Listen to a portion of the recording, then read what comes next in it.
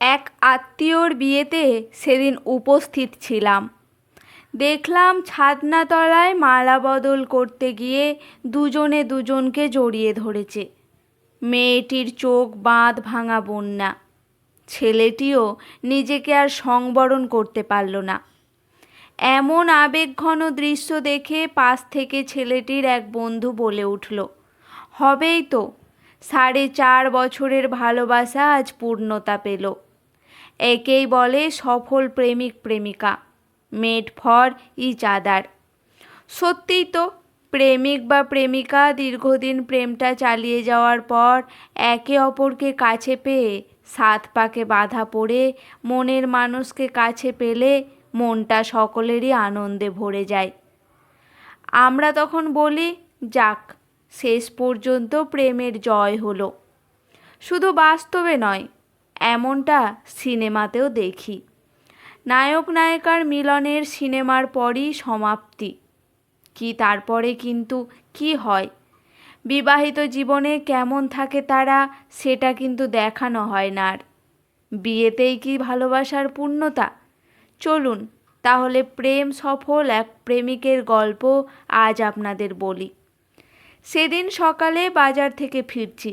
সাইকেলটা নিয়ে অতি দ্রুত গতিতে পাশ কাটিয়ে চলে গিয়েও আবার পিছিয়ে আসলো আমাকে দেখে। তারপর সাইকেলটা সাইডে স্ট্যান্ড করে কাছে এসে বলল, আসলে খেয়াল করিনি স্যার, কেমন আছেন? বলেই পা দুটো ছুঁয়ে প্রণাম করলো প্রসেনজিৎ। বললাম, ভালো আছি। তা তোর খবর কি? ওই চলছে স্যার কোনো রকমে। আসলে আমার ছেলের শরীরটা খুব খারাপ, ওষুধ আনার জন্যই যাচ্ছিলাম। মনটাও ভালো নেই, একটু অন্যমনস্ক ছিলাম, তাই খেয়াল করিনি। ছেলের শরীর খারাপের কথা শুনে বললাম, কথা বলে আর সময় নষ্ট করব না, তুই বাবা আগে ওষুধ কিনে নিয়ে বাড়ি যা। না স্যার, অসুবিধে নেই। আচ্ছা স্যার, একটা কথা বলবো, কিছু মনে করবেন না তো? মনে কেন করব, বল না কি বলবি। স্যার, আপনার কাছে 500 টাকা হবে, মানে ধার দিতে পারবেন? আমি সপ্তাহখানেক পর দিয়ে দেব। পকেট থেকে 500 টাকা বের করে হাতে দিয়ে বললাম, 500তেই হয়ে যাবে তো? না হলে আরও কিছু রাখ, আমার কাছে আছে। অসুবিধে নেই, তাহলে দিচ্ছি আমি। না স্যার, এতেই হয়ে যাবে, বড় উপকার করলেন। আমি 1 সপ্তাহ পর আপনার বাড়িতে গিয়ে দিয়ে আসব। কথাগুলো বলেই প্রসেনজিৎ সাইকেলটা নিয়ে বেরিয়ে গেল। তারপর থেকে প্রায় 1 সপ্তাহ কেটে গেছে। একদিন সকালবেলায় আমার বাড়ির ব্যালকনিতে বসে খবরের কাগজ পড়ছি। হঠাৎ দেখি বাইরে থেকে কে একজন ডাকছে। তাকিয়ে দেখি প্রসেনজিৎ। আমাকে দেখে বলল, স্যার একটু বাইরে আসবেন? বললাম, ভিতরে আয় বাবা, বাইরে দাঁড়িয়ে কেন? না স্যার, আপনি আসুন না একবার। স্যারের বাড়িতে ঢুকতে তোর কি অসুবিধে আছে? না না স্যার। তাহলে ভিতরে আয়। সে কোনো রকম কাজ নেই তো এখন? না স্যার। প্রসেনজিৎ বাড়ির ভিতরে আসলে চেয়ারটা টেনে নিয়ে বসতে বলি। তারপর জিজ্ঞেস করি, আগে বল তো বাবা, তোর ছেলের শরীর কেমন আছে? এখন একটু ভালো আছে? সেদিনের উপকার আমি কখনো ভুলতে পারবো না স্যার। সেদিন আপনি আমাকে অনেক উপকার করেছেন। তবে স্যার, আমি ভীষণ লজ্জিত। আমি আপনাকে কথা দিয়েছিলাম টাকাটা 1 সপ্তাহের মধ্যে দিয়ে আসব, কিন্তু স্যার টাকাটা কোনোভাবেই জোগাড় করতে পারিনি। আপনি যদি আর কয়েকটা দিন আমাকে টাইম দেন। খুব প্রবলেমে পড়ে গেছি স্যার। কি যে বলিস তুই না, আমি কি তোকে টাকাটা চেয়েছি? আর ভাবলি কি করে যে আমি তোর থেকে টাকাটা আবার ফেরত নেব? না স্যার, দিয়ে দিতে পারতাম। যে চাকরিটা করছিলাম ওটা আর নেই, প্রাইভেট কোম্পানির জব। 1000 টাকা পেতাম, ওতে কি আর হয়? টিউশন পড়ানো শুরু করেছি, খুব একটা বেশি পাই না। চাকরি বাকরির অবস্থা তো আপনি সবটাই জানেন। অনেক চেষ্টাই তো করছি, দেখি যদি ভালো কিছু একটা পেতে পারি। বড় খারাপ অবস্থার মধ্যে পড়ে গেছি স্যার। জীবনে এমন পরিস্থিতিতে গিয়ে পড়ব কল্পনাও করিনি। প্রসেনজিতের কথাগুলো তখন শুনছি আর ভাবছি, এই সেই প্রসেনজিৎ যে প্রসেনজিৎ আমাদের স্কুলের সব থেকে ভালো ছাত্র ছিল। প্রসেনজিৎকে ছোট থেকেই দেখেছি খুব মেধাবী ছাত্র। স্কুলের সমস্ত টিচার যারা ছিলাম আমরা, প্রসেনজিতের ওপর বিরাট ভরসা ছিল। ভেবেছিলাম জীবনেও ভালো কিছু একটা করবেই। প্রসেনজিৎ মাধ্যমিকে তাক লাগানো রেজাল্ট করেছিল। শুধু মাধ্যমিক নয়, উচ্চ মাধ্যমিকেও সায়েন্স পড়ে ভালো রেজাল্ট করলো। ফিজিক্স অনার্স নিয়ে কলেজ পড়তেও শুরু করলো। অনেক স্বপ্ন ছিল প্রসেনজিৎকে নিয়ে, কিন্তু কোথা থেকে যে কি হয়ে গেল। প্রসেনজিতের কথাগুলো শুনে মনটা বেশ ভারাক্রান্ত হয়ে উঠেছিল। একটু আক্ষেপের সুরেই বললাম, এত তাড়াতাড়ি আমার কথাটা আর পুরোপুরি শেষ করতে দিল না প্রসেনজিৎ। বলল, জানি স্যার, জীবনে একটা ডিসিশন পুরো জীবনটাকে বদলে দিল। জীবনে ভাবি এক আর হয় আর এক। আমাকে নিয়ে আপনাদের কত আশা ছিল, আমি কোনো আশাই পূরণ করতে পারিনি। আমার বাবা মায়ের কত স্বপ্ন ছিল, তাদের ছেলে জীবনে ভালো কিছু করবে, কিছুই করতে পারলাম না। মনের কথাগুলো সব আজ বলতে ইচ্ছে করছে আপনাকে।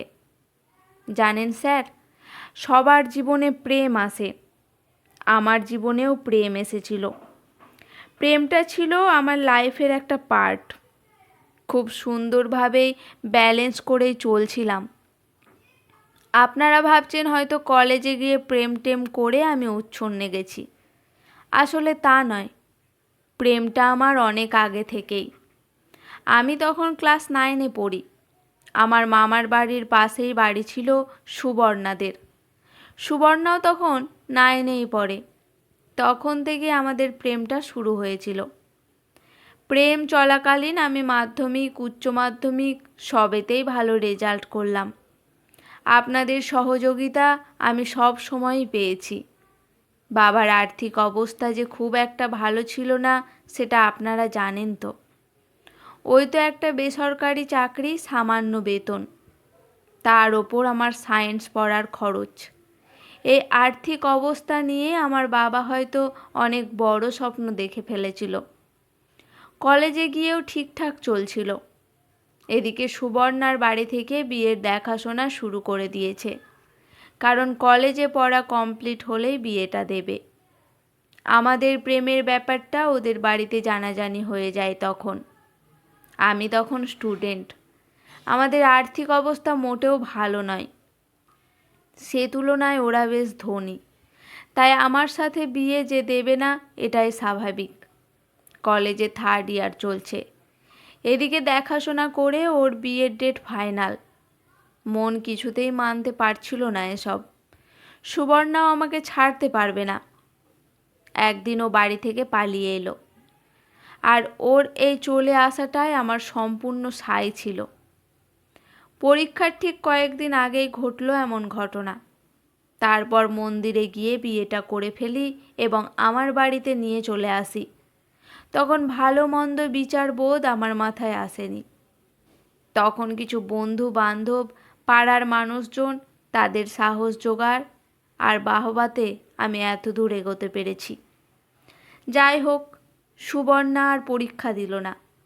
আমি কোনো রকমে 3rd ইয়ারের পরীক্ষাটা দিয়ে উতরে গেলাম ঠিকই। রেজাল্ট আর ভালো হলো না। আজ আমি সফল প্রেমিক, প্রেমে জয়লাভ করেছি, কিন্তু তাতে কি? প্রেম তো আবেগ, আবেগ দিয়ে আজ আর জীবন চলে না। সুবর্ণর সাথে এখন দিন রাত অশান্তি। ভালোবাসার মানুষকে কাছে রাখতে পেরেছি, কিন্তু ভালো রাখতে পারিনি। সেদিনের সেই প্রেমটা আজ আর একটুকুও নেই। সুবর্ণা সামনে এলে আজ আর সহ্য হয় না যেন। হাতে এমন টাকা নেই যে সুবর্ণার জন্য কিছু একটা করব। সুবর্ণা বড়লোকের মেয়ে, অভাব কি সেটাও কোনোদিনই বোঝেনি। কিন্তু আজ সংসারে ভালো থাকতে গেলে টাকা লাগে। আমি সুবর্ণাকে ভালো রাখতে পারছি না, তার ওপর একটা ছোট বাচ্চা। তার খাবার জোগাড় করতে হিমশিম খাচ্ছি। টিউশন করে আর কত টাকা আসে? লকডাউনে বাবার চাকরিটা চলে গেল। এখন একটা দোকানে কাজ করে বাবা। তাছাড়া বাবার বয়সও তো হচ্ছে, এতগুলো মানুষ কি করে চলবে সেটাই ভেবে পাচ্ছি না। বিশ্বাস করুন স্যার, আজ আর বাঁচতে ইচ্ছে হয় না। মাঝে মধ্যে মনে হয় সব ছেড়ে ছুড়ে দিয়ে কোথাও চলে যায়। প্রসেনজিতের মুখ থেকে কথাগুলো শুনে কি বলবো সেটাই ভেবে পাচ্ছিলাম না। আমি নিজেই ভাষা হারিয়েছি। তারপর প্রসেনজিৎকে জিজ্ঞেস করি, শ্বশুরবাড়ির সাথে যোগাযোগ আছে তো? প্রসেনজিৎ তখন হাসছে। বুঝলাম এই হাসির মধ্যেও লুকিয়ে আছে এক গভীর বেদনা। আমার এমন কথা শুনে প্রসেনজিৎ বলল, না স্যার, আজ 5 বছর হয়ে গেল কোনো সম্পর্ক নেই। বিয়ের 1 মাস পর সুবর্ণা গিয়েছিল একবার। বাড়িতে ঢুকতে তো দেয়নি, উল্টে তাড়িয়ে দিয়েছে। কারণ ও বাড়ি থেকে চলে আসায় বাবার মান সম্মান নষ্ট হয়েছে। ও যখন বাড়িতে গেল ওকে দেখেই ওর বাবা বলে দিয়েছে, আর কোনো দিন যেন ত্রিসীমানায় না দেখি। তোর জন্য আমার মান সম্মান সব গেছে।